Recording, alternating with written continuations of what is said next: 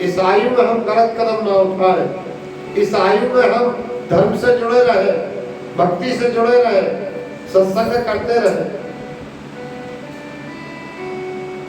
इसी के लिए भागवत में 3 मंगलाचरण हुए।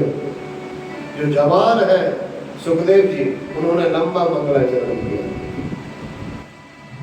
तो हम सबको 20 वर्ष से लेकर के 70 वर्ष तक की आयु तक मंगलाचरण करना, फिर बुढ़ापे में करना चाहे मत करो। बुढ़ापा किसने देखा है साहब? जरा आयु लगती है 50 वर्ष के बाद। जरा आयु का नाम है जरा। जरा नाम की आयु, जरासंध नाम था ना एक असुर का, आगे का आयु। भगवान पे 17 बार आक्रमण किया, 18वीं बार भगवान को भाग नहीं पड़ा, वृंदावन मथुरा को छोड़ करके द्वारका। वो जरा में सोता बुढ़ापा। जरा आयु होती है 50 के और 75 के बीच वाली आयु का नाम है जरा। और जब 50 से 75 के बीच में मनुष्य चलता है तो उसे और ज्यादा माया निकलती है। वो अस्थि, वो प्राप्ति जरासंध की बेटी। अस्थि यानी जो है, वो प्राप्ति यानी जो नहीं है। अस्थि है तो वो तो ठीक है, लेकिन जो मेरे भाग में नहीं है उसको भी प्राप्त करना चाहता है इस आयु में। और बन जाए, और बन जाए, और बन जाए। ऐसी है जरा आयु है। अजरा पर्वत प्राज्ञो विद्यावर्थम चिंतये, नीति शास्त्र का श्लोक। हम ये समझ लें कि हमारा बुढ़ापा आ गया, रोज याद करें अपने बुढ़ापे को। हमारा बुढ़ापा आ गया, हम वृद्ध हो गए और हमें एक दिन मरना है और हमें एक घंटा 1 मिनट का हिसाब देना है। और ऐसा समझ करके जब मृत्यु मानो सर पे सवार है, कोई भी मनुष्य ये जान ले कि मृत्यु मेरे सिर पे सवार है, मृत्यु मेरे सिर पर बैठी हुई है। कब मैं मर जाऊं कोई पता? मैं बूढ़ा हो चुका हूं और मैं मरने वाला हूं। तो मनुष्य गलत काम नहीं करता। अपनी मौत को रोज याद करो, प्रेम से बोलो। जब मृत्यु याद आती है तो मनुष्य अपने आप मंगलाचरण करने लगता है, प्रेम से बोलो। क्योंकि मरण दिन जो है, मरण दिन सबसे श्रेष्ठ दिन है। जीवात्मा परमात्मा के मिलन का दिन है। सारे जंजालों से मुक्त हो जाता है मनुष्य। मारो काटो लोचो खाओ से मुक्त हो जाता है और केवल परमात्मा की शरण में हो जाता है। इसलिए भाइयों, वेदव्यास जी ने प्रथम अवतार धारण किया भागवत कथा के माध्यम से। दूसरा अवतार देव ऋषि नारद का बताया जो कल हुआ था। ब्रह्मा के मानस पुत्र बन के नारद जी ने, श्री नारद जी ब्रह्मा जी की गोद से प्रकट हुए और निरंतर परमार्थ के कार्य करते रहे, निरंतर जगत का कल्याण करने के मार्ग पर चलते रहे। नारद जी ने कभी किसी का बुरा नहीं किया, प्रकृति का सहयोग किया, भक्तों का सहयोग किया। और आइए आगे कथा बढ़ाते हुए कहते हैं, शेष उत्पत्ति कैसे हुई? तो आप बड़े भाव से श्रवण करेंगे विदुर जी का चरित्र। भगवान को प्राप्त करने के लिए मनुष्य के लिए ज्यादा किसी आडंबर की आवश्यकता नहीं है प्यारे बच्चे। भगवत प्राप्ति के लिए भगवान को आपका एक भी गुण यदि अच्छा लग गया, एक भी गुण आपका अच्छा लग गया तो भगवान आपका कल्याण कर देंगे। न जाने कौन से गुण पर दयानिधि रीझ जाते हैं, यही हरि भक्त कहते हैं, यही सदग्रंथ गाते हैं। न जाने कौन से गुण। देखो पूतना में क्या कोई गुण था? बताओ माता बहनों, पूतना में कोई गुण था? लेकिन पूतना का गुण भी पसंद आ गया भगवान को। पूतना शब्द का अर्थ, पूतना का गुण कौन सा समझ में आ गया भगवान को? कि पूतना भगवान को माँ की तरह हृदय से लगा के स्तनपान करा रहे, भले वो दूध ना पिला के जहर पिला रहे, तुमसे बोलो। लेकिन कुछ समय के लिए पूतना ने अपने हृदय से भगवान को लगाया और अपने स्तनपान कराया बच्चे के जैसे, तो भगवान पूतना पे प्रसन्न हो गए। वो पूतना को अपनी माँ का दर्जा दे करके और भगवान ने अपने लोक को पहुंचा दिया। यशोदा मैया को जो गति प्रदान करी, वही गति भगवान ने पूतना को करी। तो आपका एक भी गुण भगवान को पसंद आ गया तो हमारा बेड़ा पार है। एक सद्गुण पसंद आ जाए, एक गुण। भगवान को मैंने बताया था केवल भक्ति प्रिय है, भक्ति बांधती है, भक्ति खींचती है भगवान को। भक्त्या तुष्यति केवलम न च गुणे भक्ति प्रियो माधवा। भक्ति के वशीभूत, भक्ति के वशीभूत होकर के वह परमात्मा, वह कृष्ण अनेक बार अनेक भक्तों के घर बिना बुलाए गए कि नहीं? ये भक्ति और गुण का प्रभाव था। उदाहरण में आप समझे, भगवान भक्ति के वशीभूत ऐसे हैं कि दुर्योधन की माता ने 56 प्रकार के व्यंजन बनाए। दुर्योधन की माता ने 56 प्रकार के व्यंजन बनाए। जब द्वारकाधीश द्वारका में पहुंचे, सभी ने द्वारकाधीश को बुलाया, बड़ा उत्सव मनाया। द्वारका को हस्तिनापुर के लिए दुल्हन जैसी सजाई गई। शांति दूत बन के भगवान हस्तिनापुर पहली बार आए। ध्यान से सुनिए भैया, पहली बार मेरे गोविंद हस्तिनापुर आए। दुर्योधन ने सारी हस्तिनापुर को सजवा दिया। चौराहों चौराहों पे चौक पूरे गए, पूरे तोरण द्वार लगाए गए, जहां तहां होर्डिंग फ्लैक्स लगे थे। द्वारकाधीश के नगर आगमन के प्रथम बार हस्तिनापुर आगमन पर सत्सत नमन, सत्सत अभिनंदन। जहां तहां भगवान देख के जा रहे हैं। बड़ा सुंदर नगर सजाया दुर्योधन ने। आज द्वारकाधीश कृष्ण आ रहे। वो भगवान कहते हैं, देखो भगवान को प्राप्त करने के लिए भगवान आडंबरों पर नहीं लिखा, याद रखें। दुर्योधन ने जो बनावटी फूल लगाए थे भगवान के, फ्लैक्स लगाए थे, बैनर लगाए हुए थे, जहां तहां पोस्टर लगाए हुए थे, उनसे क्या भगवान प्रसन्न हो जाएंगे? अरे इनसे तो मनुष्य प्रसन्न होता है। कोई नेता आ रहा हो तो उसके जहां आपको बैनर लगाना पड़ेगा, प्रथम नगर आगमन, है ना? होता है कि नहीं? कोई नेता आता है आपके गांव में, तो जहां तहां लोग बैनर लगा देते हैं, स्वागतम लिखवा देते हैं। ऐसे भगवान बहुत बड़े राजा हैं। वो आज हस्तिनापुर पहुंचे तो दुर्योधन ने कृत्रिम श्रृंगार पूरी हस्तिनापुर को सजवा दिया। बाजे बज रहे और बड़े उत्सव के साथ हस्तिनापुर के बाहर से बड़े ढोल नगाड़ों के साथ में स्वागत फूल की वर्षा करते हुए द्वारकाधीश को हस्तिनापुर तक लाए। लेकिन क्या ऐसे बनावटी काम से भगवान रिझ जाएंगे? दुर्योधन ने अपना बना लेगा। सच्चाई छुपती नहीं है झूठे उसूलों से, और खुशबू आती नहीं है, तो वही तो सजा है दुर्योधन। आप जैसे मानो ये माला लेके आइए, ओरिजिनल फूल है, इनका महत्व कुछ और है। ऐसे ही फूल रेडीमेड भी आते हैं, उनका महत्व कुछ वो केवल दिखाने के लिए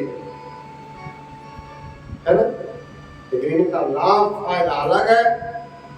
पुष्प किस लिए चढ़ाते हैं भगवान? आप सुगंध के लिए तो चढ़ाते हैं, लेकिन इसमें और विशेष बात क्या है? पुष्प आपकी मनोकामना को भगवान तक पहुंचाता है सुगंध के माध्यम से, मनोकामना को पहुंचाता है। कभी यदि बार बार आप मूर्ति पर फूल रखो, बार बार आपकी तरफ लौट करके गिर जाए, तो समझना कि गोविंद आपका प्रसन्न। प्रेम से बोलो। पुष्प कैसा चढ़ाना चाहिए भगवान के लिए? बताओ आप, जैसे ये रखा है ऐसे कैसा? इसको ये डंठल मतलब अपनी तरफ लेना चाहिए, वो फूल भगवान की तरफ। क्या डंठल भगवान की तरफ लेना चाहिए, फूल अपनी तरफ?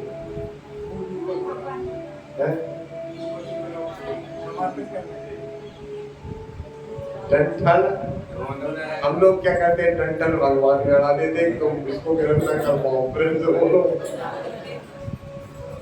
ऐसे चलाते हैं? सच्ची बताइए भैया, हर आदमी ऐसे ही खूब चलाता है। कैसा?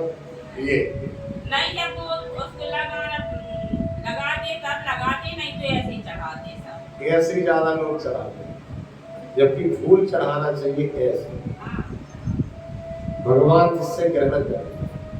अब आपने लिया डंठल कर दिया भगवान तरफ, तो उगड़ कर उगड़ गया। और फूल में आपको जो भी कामना कह रहा है, वो कामना रख के भगवान को अर्पण कर दो। वो शाम के जब पुष्प उतारो तो पुष्प की सुगंध लो, वो सुगंध लेके मनोकामना मूल को उत्तर दिशा में उसे विसर्जित कर दो, तो आपकी हर एक सब पूरी होगी। प्रेम से बोलो। बेलपत्र को जो चिकना पत्ता रहता है, इस प्रकार से चढ़ाना है। और अगर जब सूर्य को दो तो हाथ कम से कम इतने 8 इंच ऊपर रहना चाहिए सूर्य अर्घ देते समय। सूर्य अर्घ दो जवाब कुछ लोग ऐसे देते हैं, ऐसे नहीं, इस प्रकार से देना चाहिए, हाथ इतने ऊपर रहना चाहिए सूर्य अर्घ देते समय। तो भगवान द्वारका में पहुंचे, दुर्योधन ढोल नगाड़ों से लेकर के महल में गया, सारी सभा के लोग खड़े हो गए, केवल एक व्यक्ति उस समय रो रहा था, आम जनता में खड़ा खड़ा विदुर जी महाराज। उस समय विदुर जी को महल से निकाल दिया था, मंत्री पद त्याग दिया था विदुर जी ने।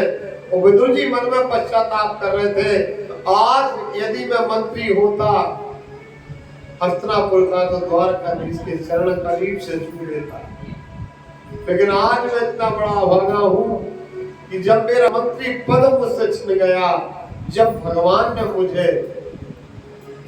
मेरे हस्तिनापुर में आए, अब इतनी भीड़ में कैसे मुझे देखेंगे, कैसे उनकी दृष्टि मेरे तरफ आएगी। और विदुर जी ऐसा कहते हुए अपने आप पे पश्चाताप करते हुए रोने लगे और बहुत सोच रहे हैं कैसे मेरे ऊपर दृष्टि आ। इतने हजारों लोग देख रहे हैं उन्हें, हजारों लोग जय जयकार कर रहे हैं, इतने लोगों के बीच में क्या मुझे देख लेंगे, पहचान लेंगे कि मेरे काका विदुर। आज मुझे अखर गया, मैं दुर्योधन का अपमान और बर्दाश्त कर लेता, मंत्री पद नहीं त्यागता, तो कम से कम कृष्ण के चरण तो छू लेता। अब मैं नहीं जा सकता, क्योंकि मैं एक आम आदमी हूँ, राजाओं की महाराजाओं की सभा। पिता मैं भीष्म ने स्वागत किया, गुरु द्रोणाचार्य कृपाचार्य ने स्वागत किया, धृतराष्ट्र ने अभिनंदन किया, और द्वारकाधीश के स्वागत में एक सुंदर श्यामा गौ द्वारकाधीश को भेंट की चादर उड़ा के भगवान प्रसन्न हुए धृतराष्ट्र पे कि कम से कम इन्हें मेरा नाम याद है कि मैं गोपाल हूँ। प्रेम से बोलो।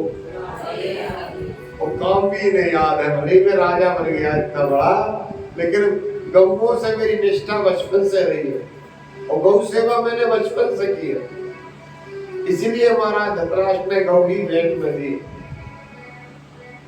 मेरे भाइयों, स्वागत सत्कार किया, इसके बाद भगवान शांति दूत बन के पांडवों के गए हैं, तो भगवान ने अपना प्रस्ताव रखा महाराज धृतराष्ट्र से, द्रोणाचार्य कृपाचार्य भीष्म पितामह से। सभा में सारी सभा भरी है, सारा हॉल भरा हुआ है लोगों में, आम जनता।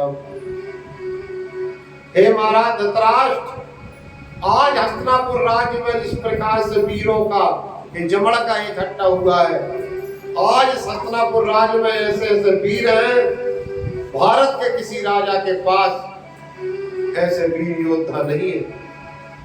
आज हस्तिनापुर की बराबरी सेना में वो बलवान योद्धाओं में कोई कर नहीं सकता। एक योद्धा ऐसा आपके पास है जो मृत्यु लोक तो क्या स्वर्ग तक पे विजय प्राप्त कर सकता है। हे महाराज, मैं पांडवों की तरफ से शांति दूत बन के आया हूं। और पांडव आप जानते हैं, महाराज पांडु का ज्येष्ठ पुत्र युधिष्ठिर है। और महाराज पांडु ही हस्तिनापुर के राजा थे। आप अंधे होने के कारण आपको राजपाट नहीं दिया, क्योंकि अपंग व्यक्ति को राजगद्दी नहीं दी जाती। अपंग व्यक्ति को राज तिलक नहीं किया जाता। तो वो नेत्र बधिर थे।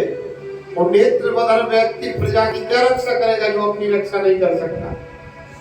इसलिए राजा पांडु को लिए दिया था। वैसे तो पूरा राज्य पांडवों का है, पांचों भाइयों का, लेकिन फिर भी आप सगे भाई हैं। और आज वर्तमान में राजा आप बन गए, महाराज पांडु की नहीं रहते हुए, तो आपको कम से कम आधा राज्य पांडवों को ईमानदारी से दे देना चाहिए।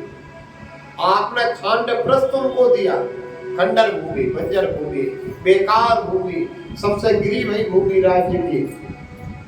पांडव कर्मशील थे, उस खांड प्रस्थ को इंद्रप्रस्थ बना दिया। फिर से बोलो, कर्मशील व्यक्ति ऐसा होता है, उसे आप थोड़ी सी प्रॉपर्टी दे देंगे, वो बढ़ा करके बहुत विशाल कर देगा। और कर्महीन को आप बना बनाया राज्य दे देना, तो वो सब कुछ मिट्टी में दुर्योधन से नालायक व्यक्ति। भगवान ने कहा, हे महाराज धृतराष्ट्र, आप बहुत बड़े राजा हैं। कि द्वारकाधीश कृष्ण समंती दूत बन के आपके दरबार में आया है और विनम्रता से निवेदन करता है, आप आधा राज्य पांडवों को इंद्रप्रस्थ लौटा दो महाराज। इसी में ये सेना मैं चाहता हूँ, ये सेना हस्तिनापुर की ऐसे ही रहे इस सभा में, नहीं तो इनमें से पता नहीं कितने योद्धा बचेंगे। आप भली भांति पांचों भाइयों से परिचित हैं। अर्जुन से भी आप गुरु द्रोणाचार्य आपका शिष्य है, आप परिचित हैं। और भीम से भी आप परिचित हैं, और युधिष्ठिर से भी परिचित हैं। वो विनम्र हैं, सदाचारी हैं, सद्विचारी हैं, अपने ताश्री से बात नहीं करना चाहते, क्योंकि ये बड़े पिताजी हैं। लेकिन धर्म धर्म होता है, नीति नीति होती है। और अनीति यदि की महाराज तो बहुत बुरा हो सकता है। इसलिए आधा राज्य दे दो। धृतराष्ट्र बोले, कृष्ण पहले तो विश्राम गृह में जाके विश्राम करो, भोजन प्रसादी करो, हम इस बात पे विचार करेंगे। भगवान बोले, नहीं महाराज, शांति दूत जब तक कुछ अमृत पानी ग्रहण नहीं कर सकता, कब तक, जब तक उसके शांति के प्रस्ताव को स्वीकृति न मिल जाए। यदि आप स्वीकृति देते हैं तो मैं भोजन भी करूंगा, मेहमानी भी करूंगा और सब कुछ करूंगा। दुर्योधन की तरफ इशारा किया। दुर्योधन बोला, केशव, मैंने सारा राज्य धर्मराज युधिष्ठिर से जुए में जीता है, चौपड़ में जीता है। ये सारा राज्य मेरा है, इसमें पिताश्री क्या कहेंगे? भगवान बोले, हे महाराज धृतराष्ट्र, मैं नासमझ व्यक्तियों से बात करने नहीं आया, मैं केवल बुद्धिजीवियों से बात करता हूँ। मैं कचरे में पैर नहीं मारता, कचरा ऊपर गोड़े सिर पे जाके चले। वो स्पष्ट कह दिया। दुर्योधन चुपचाप बैठ गया।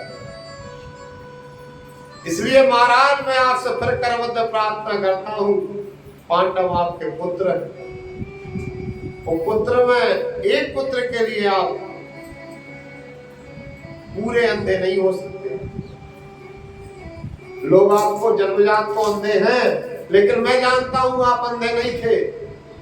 यदि आप इस पुत्र के कारण अंदर की दो नेत्र हृदय के चक्षु भी बंद कर लेते हैं तो आप सपांधे हो जाते हैं महाराज। ये हृदय के नेत्र तो खुले हैं आपके, इससे आप सत्य को पहचान सकते हैं। क्या वो भी बंद होगा पुत्र तृष्णा में?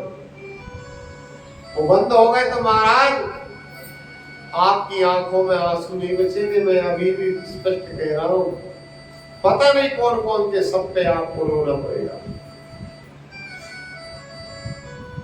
अंत में दुर्योधन बोला कि मैं बिगर युद्ध के सुई की नोक के बराबर भी नहीं दूंगा।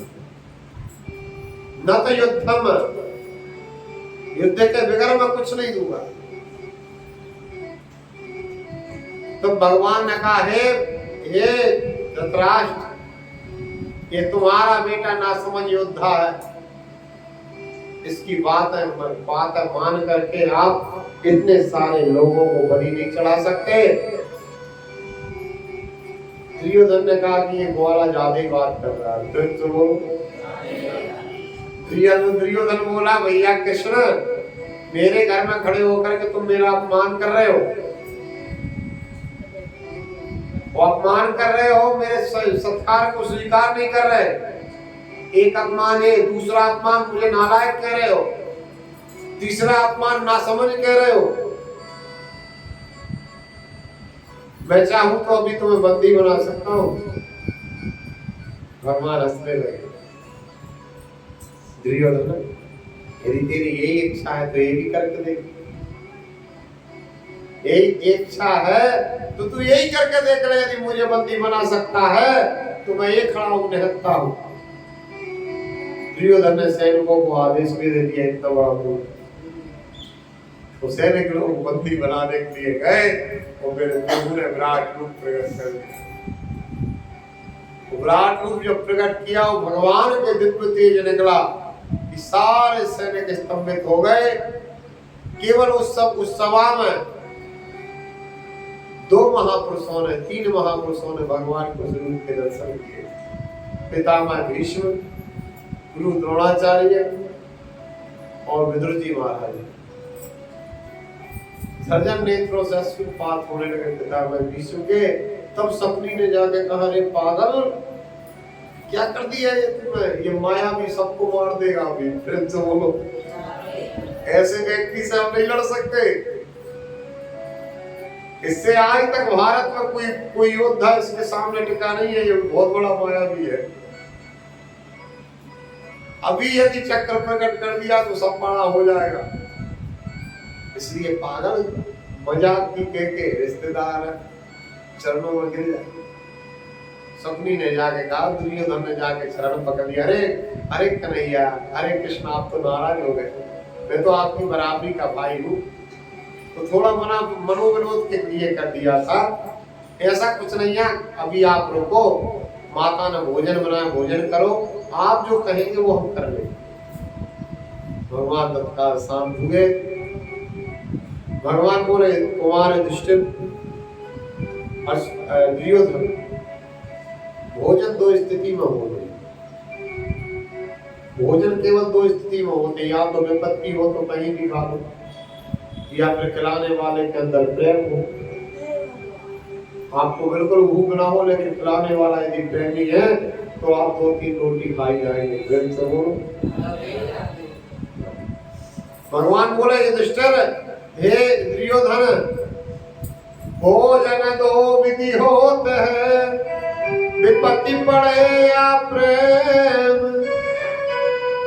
भोजन केवल दो ही स्थिति में होता है, या तो विपत्ति हो, विपत्ति है तो कोई हेलीकॉप्टर से भी टपका पैकेट बना के लोग झेल के खा लेते, कोई दिक्कत नहीं, कैसे खा सकते हो।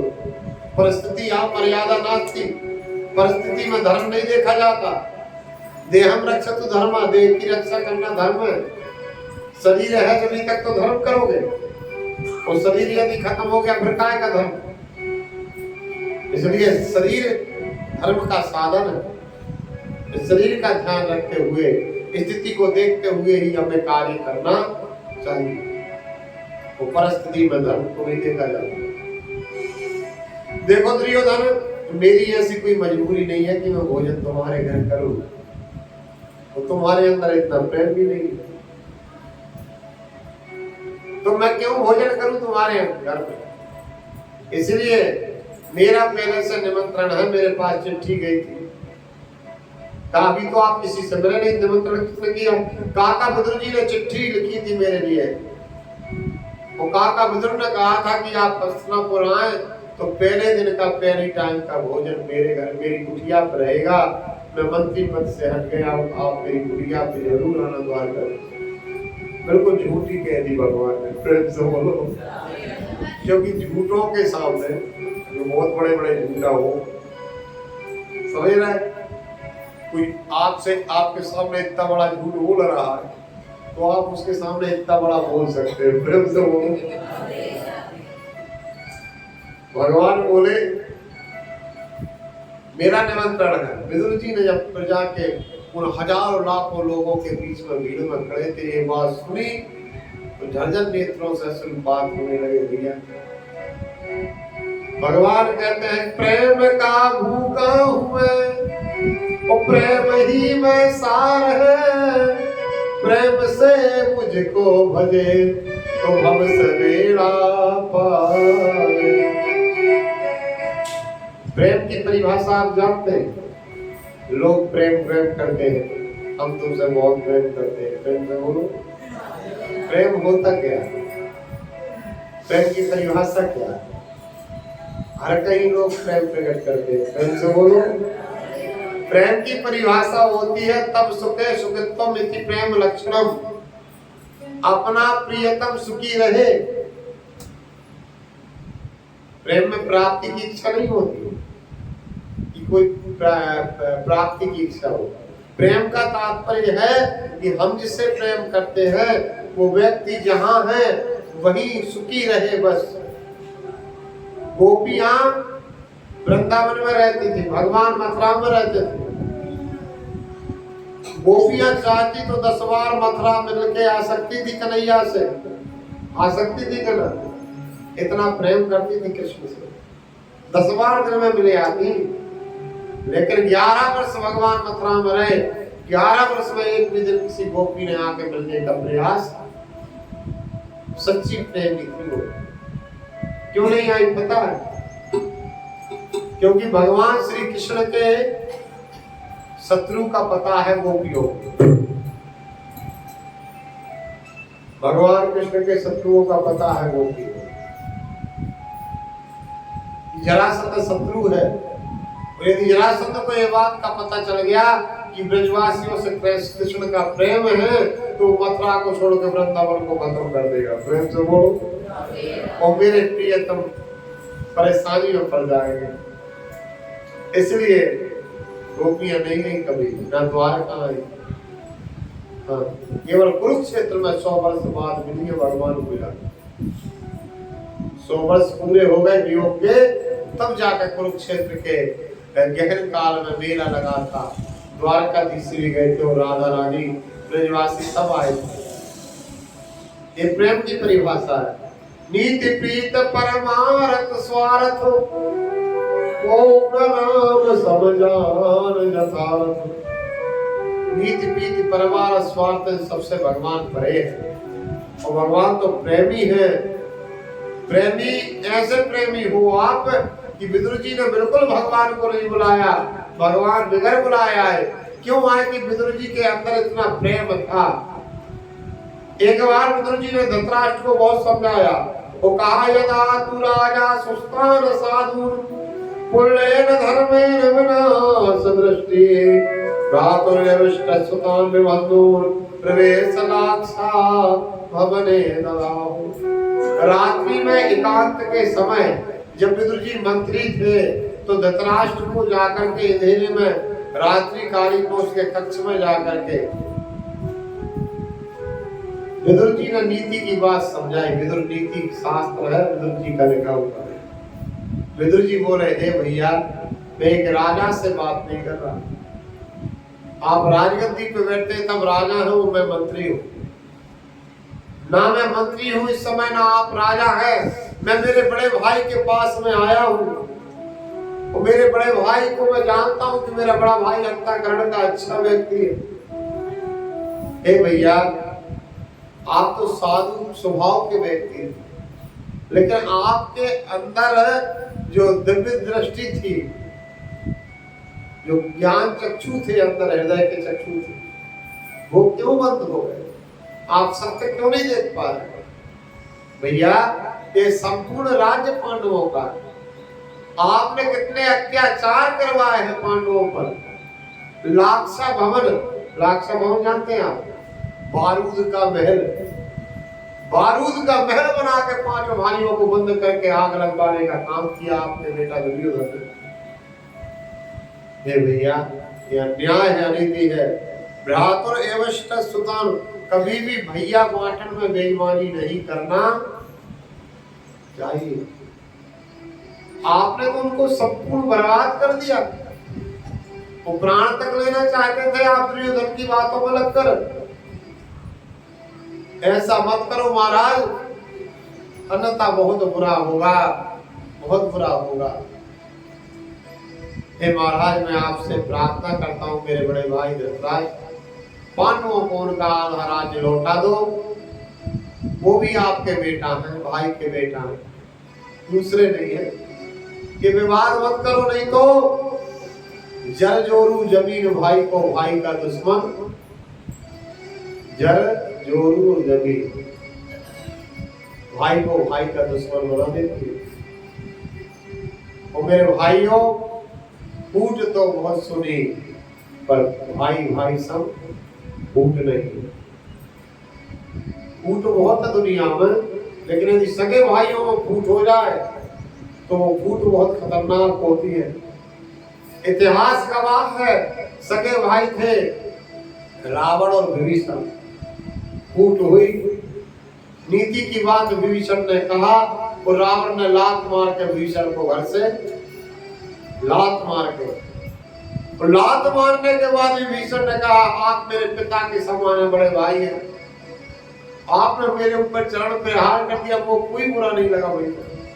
अभी भी मैं आपसे यही कहता हूं कि राम ब्रह्म है, राम नारायण है, माता सीता लक्ष्मी है।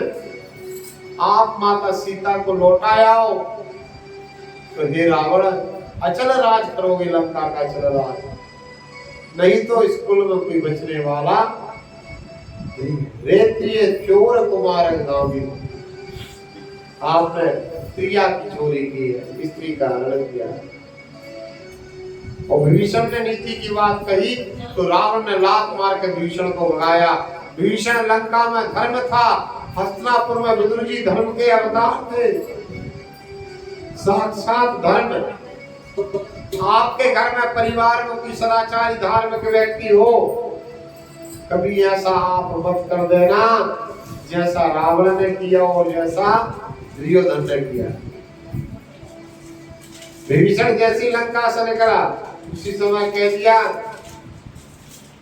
विभीषण जैसी लंका से निकला है उसी समय कह दिया कि आयुहीन भय सब अस कहीं चला विभीषण जबई, अस कहीं चला विभीषण जबई, आयुहीन भय सब। यहाँ दुर्योधन ने विदुर जी की बातें सुनी। विदुर जी ने कहा, एक दुर्योधन के पीछे आप सारे राज्य को बलि नहीं चढ़ा सकते महाराज। नीति कहती है कि एक आदमी यदि परिवार में दुष्ट है तो उस दुष्ट का त्याग कर दो, जिससे सारा परिवार सुरक्षित। मैंने उसी दिन कहा था जिस दिन दुर्योधन का जन्म हुआ था कि महाराज आज ही इस बालक को जंगल में फेंकवा दो, ये बालक हस्तिनापुर के लिए अमंगल है।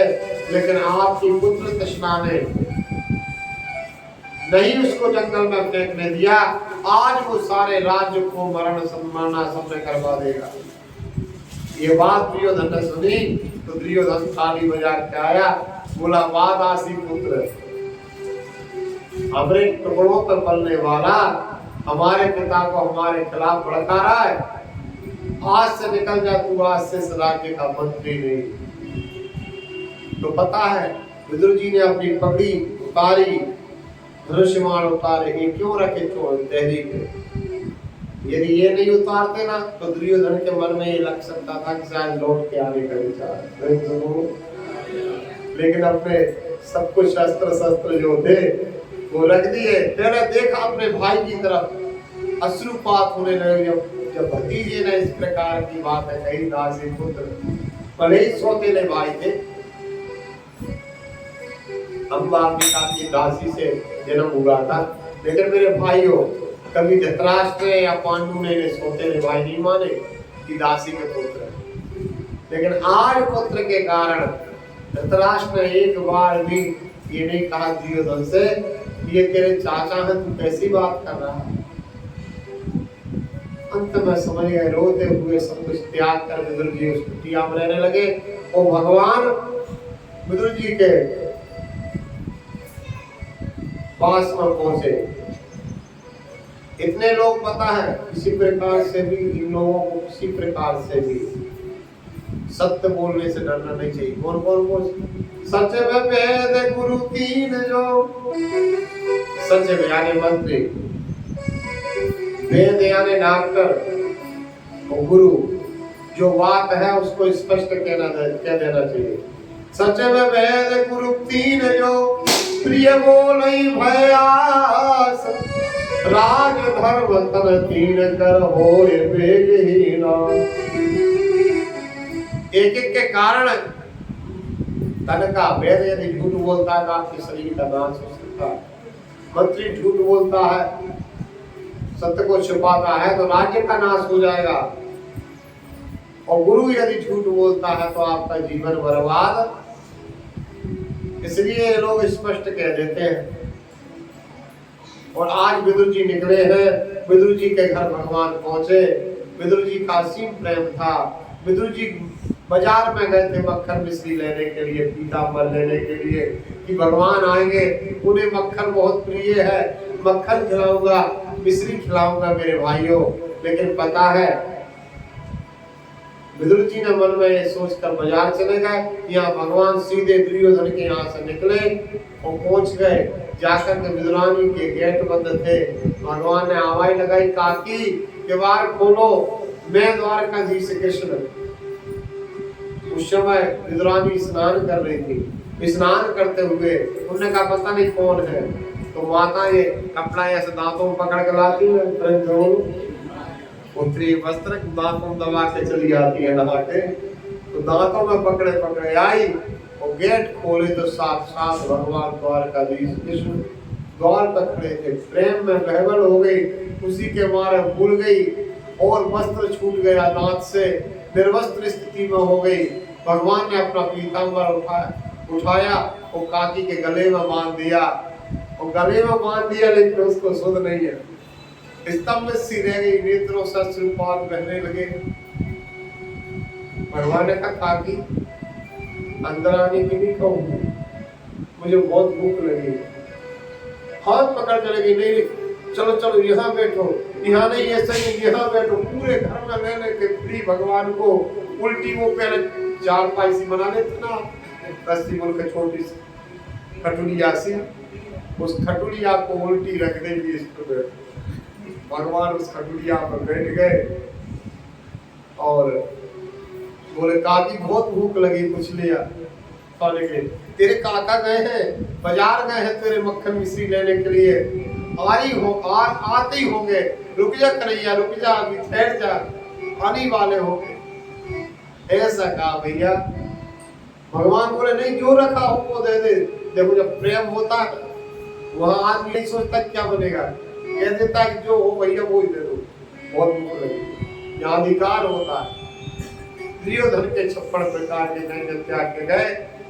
1 दर्जन केला रखे थे, दौड़ के गई तो छील के देती है, तो केला फेंक देती, वो छिलका भगवान को दे देती है। 12 केला फेंक दे, 12 चिकला भगवान खा गए। भगवान को पता ही नहीं चला कि मैं खा क्या रहा हूं। विदुर जी आए, विदुर जी ने आवाज दी, अरे पागल बाबरी है गई। बाबरी यानी पागल है गई। पता तू क्या कर रही, छिलका खिला रही, केला फेंक रही। आके विदुर जी ने प्रणाम किया भगवान को, बोले नहीं काका, काकी से कुछ मत कहो, मुझे जीवन में केवल 2 बार आनंद आया भोजन करने में। एक बार मैया सबरी के बेर खाने में, वो आज काकी के छिलके खा, मुझे पता ही नहीं चला कि केरा खा रहा हूँ कछुए का खा रहा हूँ। मैं तो प्रेम का विसार पा रहा, क्योंकि प्रेम का भूखा हूँ, राम ही केवल प्रेम प्यारा। और इसमें विदुर जी को आशीर्वाद दिया। विदुर जी बोले हे प्रभु, मेरा सारा जीवन आपके हवाले। और कीर्तन गाने लगे, नाचने लगे भगवान के सामने विदुर जी। जीवन है तेरे हवाले, जीवन है तेरे हवाले, पूर्णिया वाले।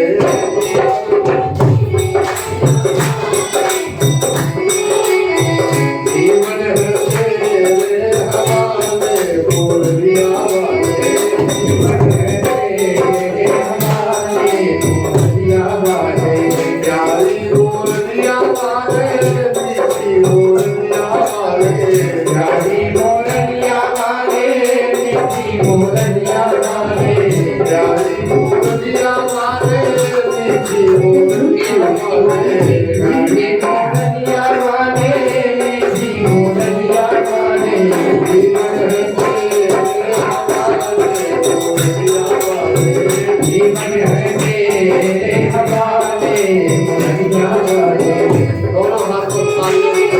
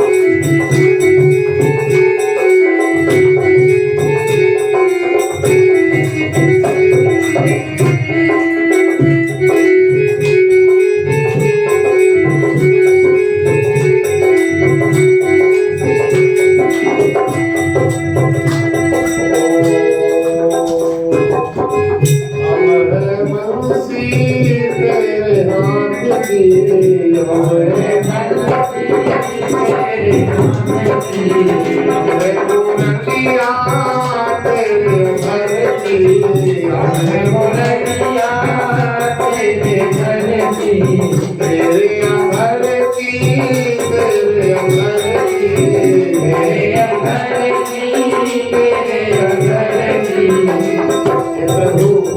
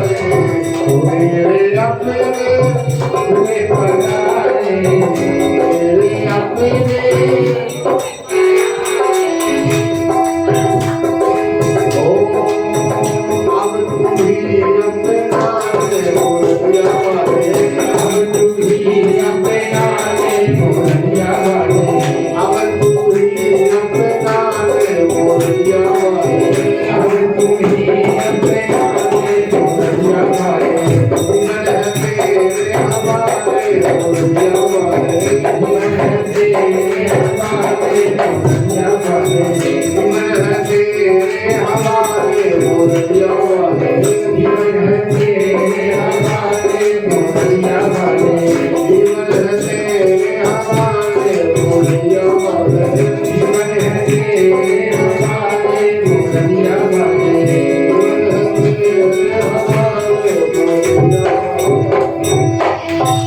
बोलो बंसी वाले।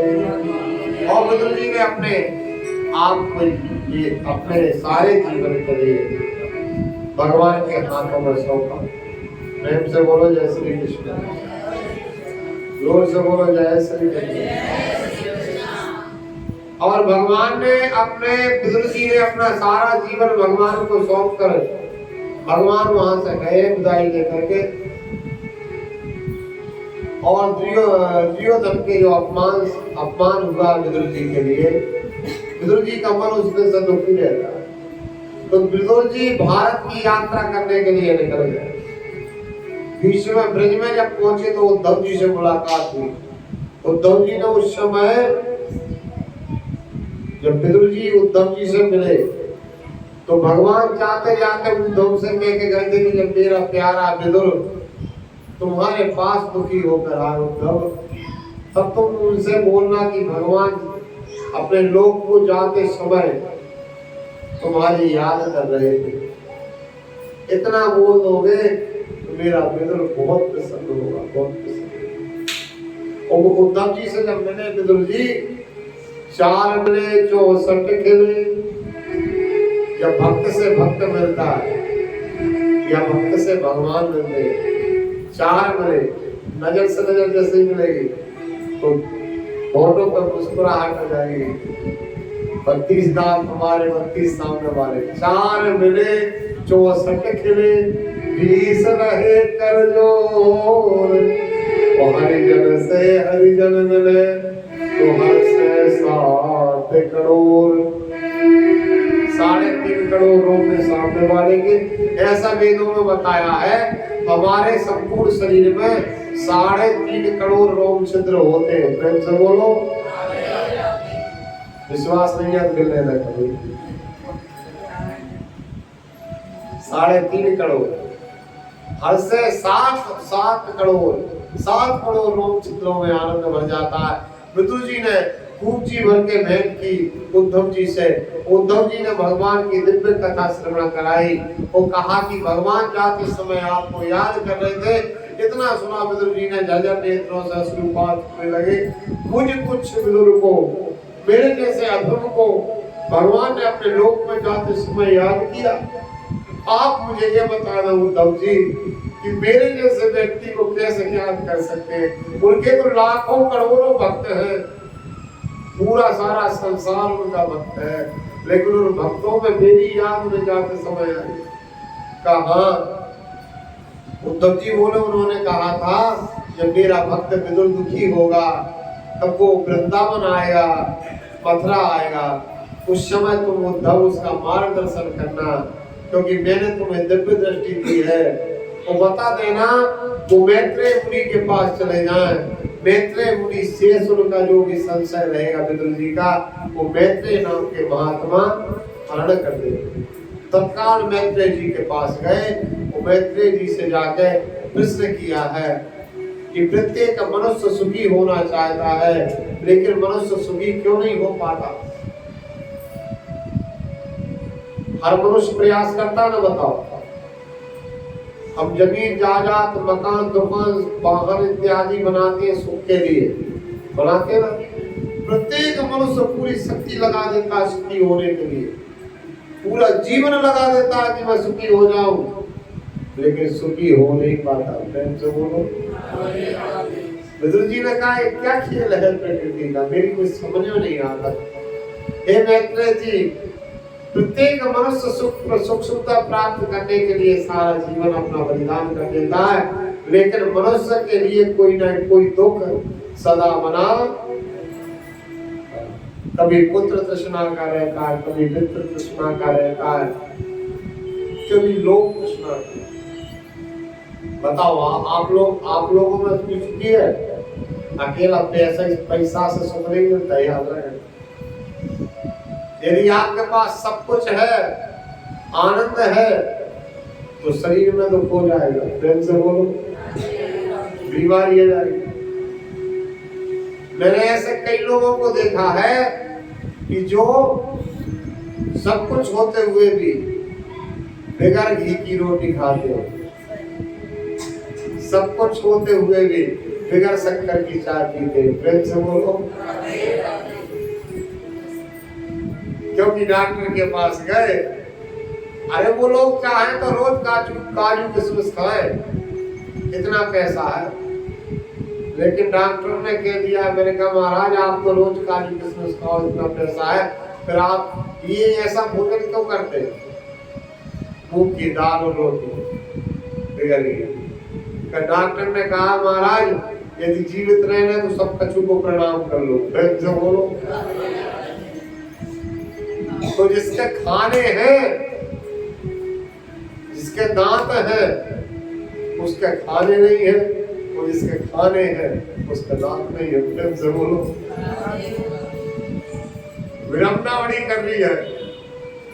कहते सुख आए कर्माणि करो दिलों के, न के सुगम्मान दुपार मत्वा, विन्येत भूयः ततएव दुःखमो, यदत्रयुक्तं भगवान वदेन। बड़ी अच्छी बात बताई विदुर जी इसके लिए मैत्रेय जी ने। मैत्रेय जी बोले, अरे विदुर जी संसार में सुख है ही नहीं है। विदुर जी पहले तो मैं आपको स्पष्ट कर दूं कि ये संसार, इस संसार सागर का नाम है दुखालय। क्या नाम है? दुखालय। यहाँ पर केवल दुख ही दुख है। जैसा पुस्तकालय, विद्यालय, औषधालय, भोजनालय, ये आलय हो गए ना, आलय यानी घर, विद्यालय यानी विद्या का घर, भोजनालय भोजनों का घर, औषधालय यानी औषधियों का घर, है ना। और इसी प्रकार से भैया ये संसार दुखालय है। हे विदुर जी इस संसार में सुख है ही नहीं। लोग सुख प्राप्त करने के लिए, जैसे मान लो ये संसार कैसा है, जैसे दलदल में आप गिर जाओ, दलदल में आप गिरोगे, जितना आप प्रयास निकलने का करोगे उतने ज्यादा धसते जाओगे। प्रेम से बोलो। ऐसे ये संसार है, इसमें जितना सुखी होने का प्रयास करोगे उतना ही उलझते चले जाओगे, उतने ही फंसते जाओगे, सुलझोगे नहीं। इसलिए जो राम सोई राम, संतोषी सदा सुख।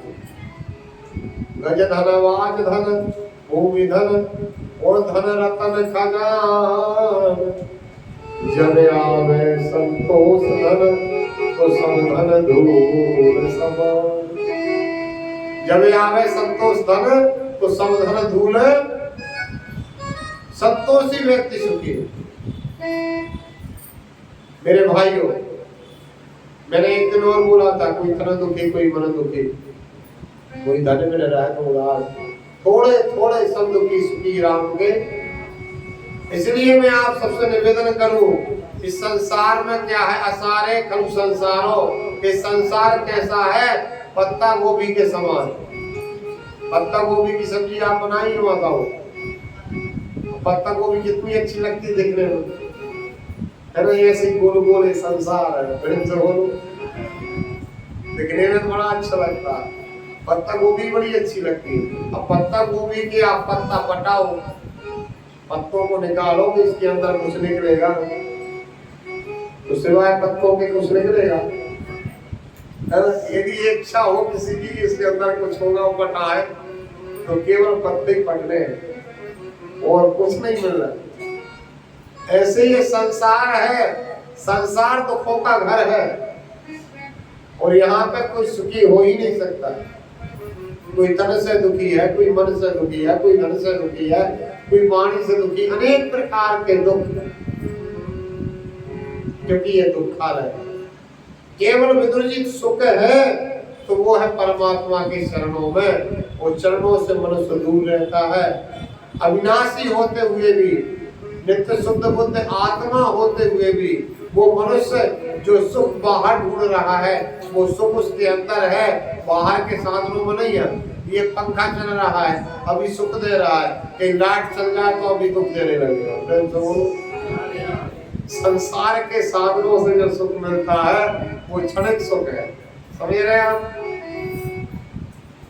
अरे आप गाड़ी से कहीं जा रहे हैं, 20-25 लाख की गाड़ी लेनी पड़ी है, एसी चल रही है, आनंद आ रहा है, दोपहरिया का समय बड़ा सुख मिल रहा है, तो कहीं टायर पंचर हो जाए वैसे दोपहरिया तो एसी होता कुछ।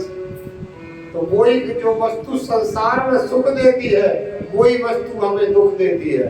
संसार से मिलने वाला सुख, संसार से मिलने वाला आनंद, आनंद बिंदु है, वो परमात्मा से मिलने वाला आनंद, आनंद सिंधु है। प्रेम से बोलो। अब आप बिंदु चाहिए हो तो संसार से जुड़े रहो, वो सिंधु चाहिए हो तो मेरे कन्हैया से जुड़ जाओ। प्रेम से बोलो। जो आनंद सिंधु सुख राशि। इसलिए विदुर जी, ईश्वर अंश जीव अविनाशी, चेतन अमल सहज सुख राशि। इस जीवात्मा का नाम जीवात्मा के लिए बताया शास्त्रों में सहज सुख राशि है। इसको कुछ नहीं चाहिए। आत्मा आत्मा शुद्ध शुद्ध बुद्ध है, सुख राशि है। मन के कारण हम लोग अनेक कामनाएं प्रकट करते हैं, जब कामनाएं पूरी नहीं होती तो मन दुखी होता है बार बार। वो मन दुखी होता है तो हमें ऐसा लगता है कि हमारा सब कुछ दुखी हो, सब बेकार है। प्रेम से बोलो। आत्मा के लिए कुछ नहीं चाहिए, केवल भजन चाहिए। भजन मिलता है सच्चा सुख केवल, घनश्याम तुम्हारे। फिर हम चरणों से दूर क्यों भाग जाते हैं?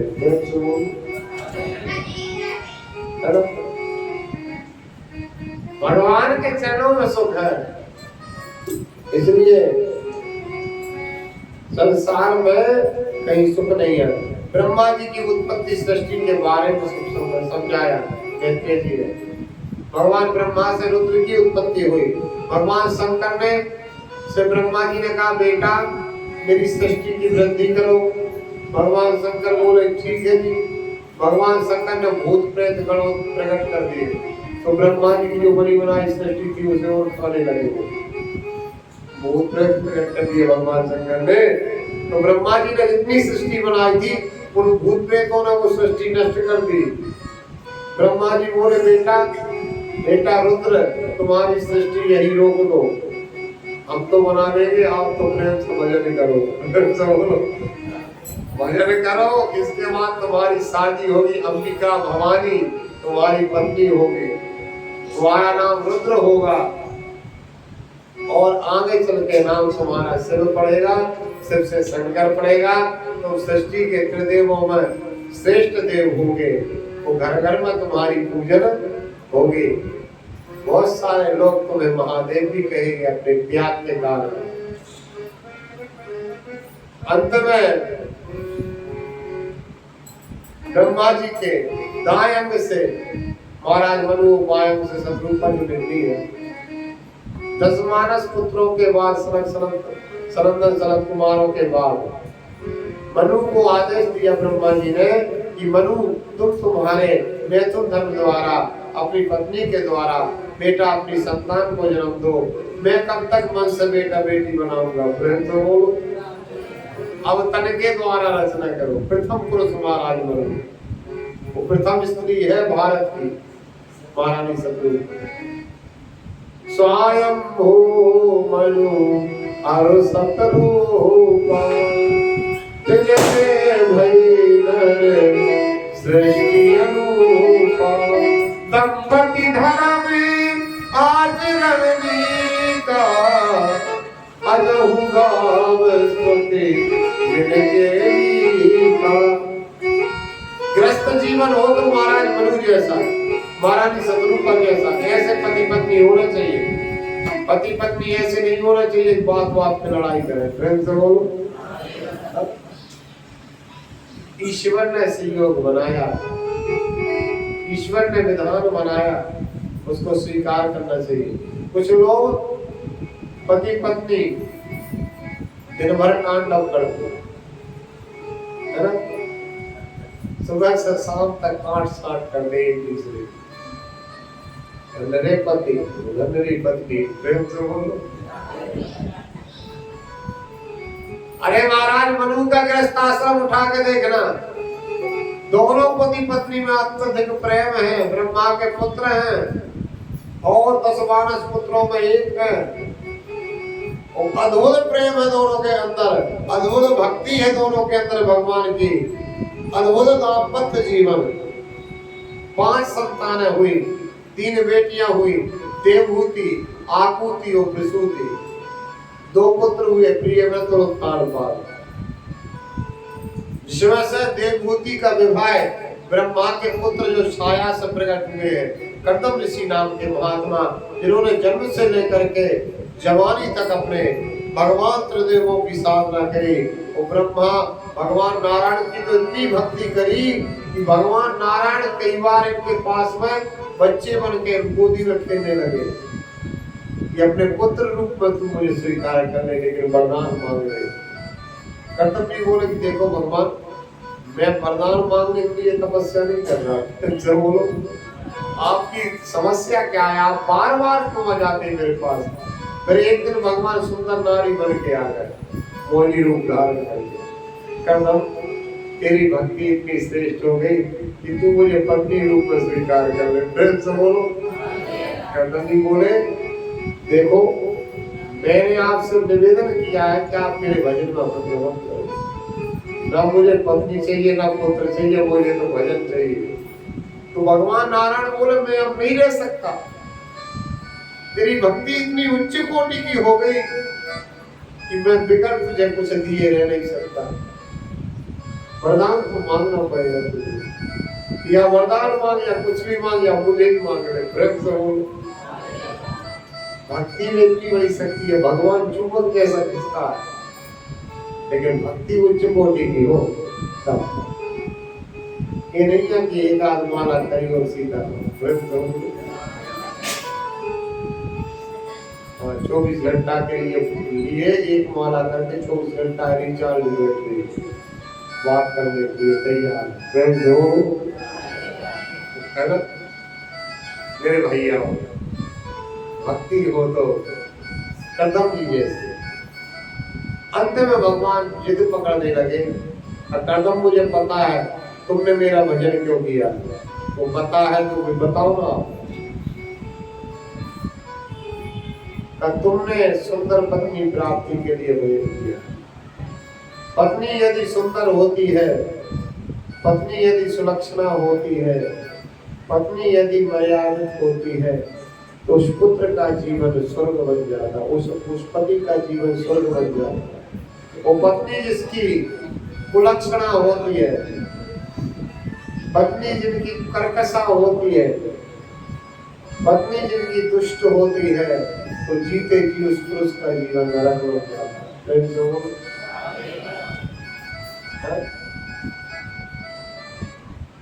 मेरे भाइयों, पत्नी की बहुत बड़ी भूमिका होती है गृहस्थ जीवन में। पत्नी शब्द का अर्थ होता है जो अपने पति का पतन होने से बचा ले, पति का नाश होने से बचा ले, वो पत्नी। तो भार्या शब्द का अर्थ होता है जो गृहस्थी रूपी भार को सिरोधार्य करने वाला भार्या, सारे परिवार की जवाबदारी को लेके चले, वो भार्या। मेरी मैयाओं, आप भी धर्म पत्नी बने। प्रेम से बोलो। कौन सी पत्नी बने? पाप पत्नी न बने। धर्म पत्नी का कर्तव्य निभाए। धर्म पत्नी वो होती है जो अपने पति को धर्म के लिए प्रेरित करे, अपने पति के धीरे धीरे करके अपमान छुटवाए, पति को परमार्थ में लगाए। ये धर्म पत्नी का कर्तव्य है, जो अपने पति को विनाश होने से बचाए, वो पत्नी। आज स्वयं मनु ने कहा, पिताजी ब्रह्मा जी से, मैं सृष्टि को, मेरे पुत्रों को जन्म तो दे रहा हूँ, लेकिन पृथ्वी को तो हिरणाक्ष ने लोगों कर रखा है। पृथ्वी जब तक नहीं होगी तो मेरे बच्चे रहेंगे कहाँ? वो और लोग जब जन्मेंगे तो वो कहाँ रहेंगे? पृथ्वी हिरणाक्ष के कब्जे में है। तो राजा परीक्षित ने पूछा सुखदेव जी से, आप बोल रहे हो कि अभी सृष्टि की उत्पत्ति चल रही है, हिरणाक्ष कब निकल आया? तो बोल भाई इसका जन्म तो आपने बताया नहीं, और आप कह रहे हिरणाक्ष ने पृथ्वी का हरण करके डुबो लिया। परीक्षित ने बात पकड़ ली सुखदेव जी। तो बोल सुखदेव जी बोले, पुत्र में बहुत प्रसन्न, तुम्हारे जैसा श्रोता पाके मैं धन्य हो गया। तुमने बिल्कुल बात जायज पूछी है कि ये हिरणाक्ष कब पैदा हुआ है। आपने अभी वर्णन नहीं किया भी ब्रह्मा जी से स्टार्ट तो हुई हो, गिने चुने लोग तो जन्मे, ये कहां कब हरण करके ले गया पृथ्वी पर? किससे पैदा हुआ? कौन है ये हिरणाक्ष? तो सुखदेव जी ने सारी कथा सुनाई कि ये इस कल्प का नहीं है, एक कल्प में 4 युग होते हैं, और 4 युग में एक लघु प्रलय होता है, सतयुग, त्रेता, द्वापर, कलयुग। हे पुत्र, ये द्वितीय कल्प के कश्यप ऋषि का पुत्र है। कश्यप ऋषि की 2 पत्नियां, एक का नाम है दिति और एक का नाम है अदिति। देवताओं की माता है अदिति और असुरों की माता है दिति। दिति ने संध्या के समय अपने पति कश्यप ऋषि के साथ में, कश्यप ऋषि बहुत बड़े महात्मा, ब्रह्मा के 10 मानस पुत्रों में से एक, और कश्यप ऋषि जैसे वज्रानंदी व्यक्ति की पत्नी संध्या के समय पति से रमण करने की बात कहती है, गर्भाधान कराने की बात करती है। तो कश्यप ऋषि ने मना किया कि देवी, संध्या के समय, सायंकालीन के समय, जब सूर्य नारायण अस्ताचल को जा रहे हो, जब बुद्धिमान व्यक्ति को, भगवान के भक्त व्यक्ति को, किसी भी व्यक्ति को 4 कार्य नहीं करना चाहिए। जिस घर में संध्या के समय 4 कार्य होंगे, उस घर में निश्चित है कि कुछ भी ठीक नहीं चलेगा। आप ध्यान से सुनिए ना, भले हम ग्रस्त। संध्या के समय पहला काम, जब सूर्य अस्ताचल को जा रहे हो तो 1.5-2 घंटा कुछ खाना पीना नहीं चाहिए, भोजन नहीं करना चाहिए, ठीक है ना, संध्या के समय। दूसरा काम, संध्या के समय हमें अध्ययन नहीं करना चाहिए, पढ़ाई नहीं करना चाहिए, बच्चों को भी नहीं पढ़ने देना चाहिए। सूर्य अस्ताचल को जा रहे हो, उस समय बच्चे यदि पढ़ रहे हो तो उनको पढ़ाई बंद करवा दो कि बेटा अभी सूर्य नारायण अस्त हो रहे, कुछ देर बाद कर लेना, थोड़ा खेल लो, है ना। अध्ययन नहीं करना चाहिए, कितना भी बड़ा बुद्धिमान ज्ञानी हो उसका सारा ज्ञान विस्मृत हो जाता है। भोजन नहीं करना चाहिए। और तीसरा काम है शयन। कितने भी आप थके हो, कहीं से आए हो, लेकिन सूर्य अस्त जब होने जा रहा हो उस समय घर में कोई भी व्यक्ति शयन नहीं करना चाहिए। बीमार व्यक्ति भी यदि सो रहा है उसे भी 2 तकिया लगा के पीछे से टिका दो थोड़ा सा, 1-1.5 घंटा के लिए। और चौथा और लास्ट काम है भोग। स्त्री सहवास नहीं करना चाहिए। यदि इस प्रकार के कर्म जो घर में करता है तो भागवत की कथा कहती है ऐसा घर के लोग सदा दुखी रहते हैं, परेशान रहते हैं। ये 4 कार्य नहीं करना चाहिए। कश्यप ऋषि ने मना किया, लेकिन दिति कामासक्त होकर के हाथ धोकर पीछे पड़ गई और संध्या के समय अपने पति कश्यप के साथ रमण किया। कश्यप ऋषि विद्वान हैं, उन्होंने बहुत समझाया लेकिन नहीं मानी, तो विधाता का विधान समझ करके और भगवान की इच्छा समझ के वो स्त्री सहवास किया। उसी के कारण हिरणाक्ष और हिरण्यकशिपु नाम के 2 असुर दिति के गर्भ में आए। उसके बाद कश्यप ऋषि ने भविष्यवाणी की कि तेरे गर्भ से 2 भयंकर राक्षसों का जन्म होगा, जो राक्षस 33 कोटि देवताओं को कष्ट देने वाले होंगे। ऐसे अधर्मी पापी पुत्र जन्मेंगे जिनको मारने के लिए स्वयं भगवान को अवतार धारण करना पड़ेगा। वो किसी भी देवता से अबद्ध होंगे, स्वयं नारायण अवतार धारण करते हैं। और दूसरी कथा इनकी ये है ये कौन थे हिरण्यकशिपु हिरण्याक्ष, इतनी शक्ति इनके अंदर क्यों थी? ये देवता ही राक्षस थे। कौन से देवता थे? गोस्वामी तुलसीदास जी ने रामायण में चौपाई में कहा, ये द्वारपाल एतौ दौ पासतो मह्यम जयो विजयेव च तदन्ते कत्तमाम यद्धो वहत्रातावतिक्रमम्। भगवान श्री हरि विष्णु के वैकुंठ के 7वें द्वार पे जय और विजय नाम के जो भगवान के पार्षद थे, 4 हाथ वाले, सनत कुमार ऋषियों को वैकुंठ में नहीं जाने दिया।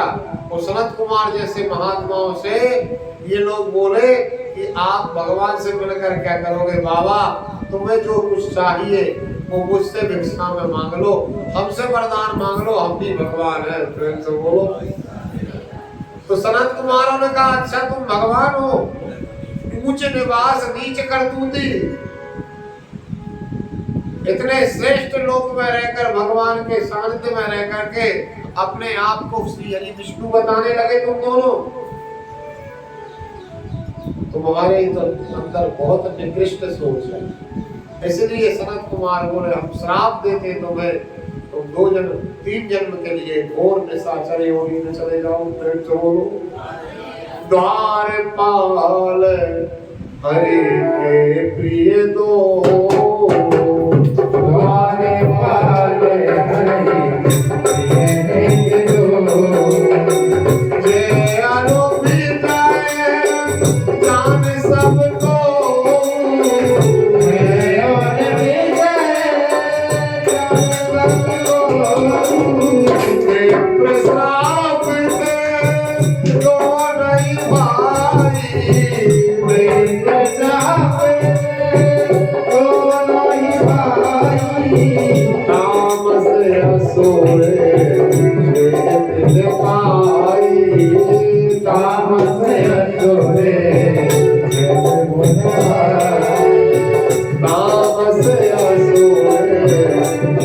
दिल पाई, तामस असुरे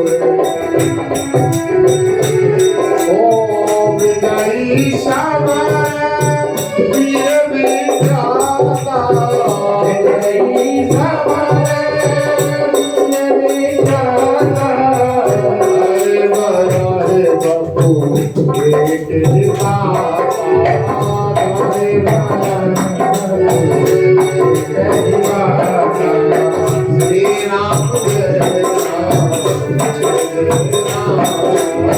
श्री राम जय राम, ये दोनों ही दिति के गर्भ से प्रकट हुए और हिरण्याक्ष बड़ा है, हिरण्यकशिपु छोटा है, कनिप कश्यप हाटक लोचन, जगत विदित सुरपति मदमोचन। ये दोनों ने जाकर के सारी पृथ्वी को आतिंकित कर दिया। हिरण्याक्ष ने देव माता अदिति के कुंडलों का हरण किया, वरुण के छत्र का हरण किया, पृथ्वी को हरण करके ले गया। ये बात ब्रह्मा जी को जब पता चले तो ब्रह्मा जी की नासिका से एक सुअर का जन्म हुआ।